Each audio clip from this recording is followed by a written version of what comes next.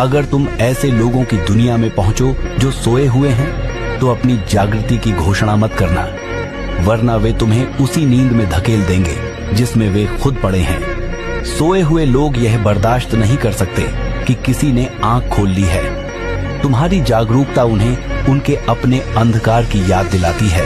इसीलिए इतिहास गवाह है, जो रोशनी लेकर आया उसे ही लौटा दिया गया, जो सच लेकर आया उसे ही चुप करा दिया गया, जो जागरण लेकर आया उसे ही निशाना बनाया गया। लोगों ने करबलाओं को जन्म दिया क्योंकि किसी के साहस ने उनकी कायरता को नंगा कर दिया, किसी की बुद्धि ने उनकी मूर्खता को उजागर कर दिया, किसी की ऊंचाई ने उनकी नीचता का पर्दाफाश कर दिया। भीड़ कभी किसी ऊंचे इंसान को बर्दाश्त नहीं करती, क्योंकि उसकी ऊंचाई उन्हें उनके छोटेपन का एहसास कराती है। इसीलिए इतिहास में हर महान आत्मा को न सिर्फ लड़ना पड़ा, बल्कि झेलना पड़ा। भीड़ की ईर्ष्या, भीड़ का डर और भीड़ की वह चुभती जलन जो कहती है, इसकी रोशनी हमारी रात को क्यों तोड़ रही है। अगर गरीबों का बस चले तो वे अमीरों को मिटा दें, क्योंकि अमीरों के अस्तित्व से उन्हें अपनी गरीबी याद आती है।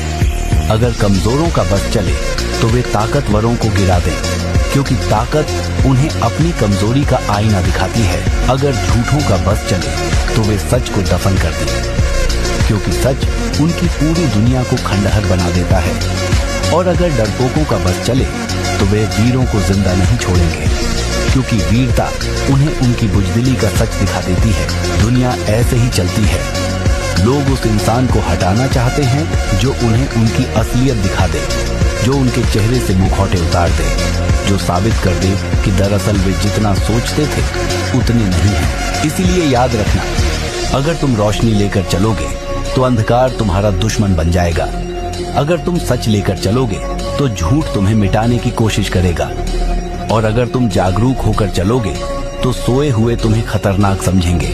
पर जो भीतर से जाग जाता है वह जान लेता है, सच को स्वीकारना कठिन है, लेकिन सच को सहना उससे भी कठिन।